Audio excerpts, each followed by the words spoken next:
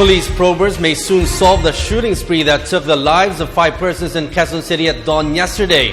The full report from Alvin Baltazar. Quezon City Police District already has a lead-in connection with the identity of one of the 2 suspects in the series of shooting incident early morning yesterday in Regalado, Quezon City, where 5 innocent civilians.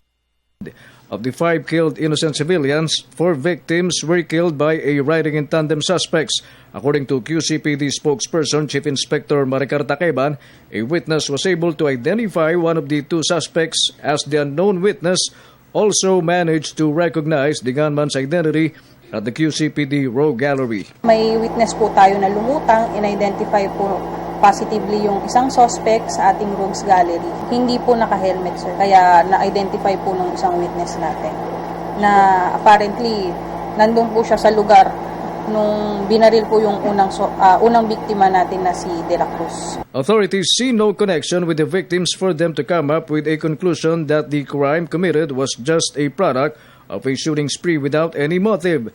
The killing on the 4 victims took place for almost only 5 minutes, where suspects targeted their victims only in random.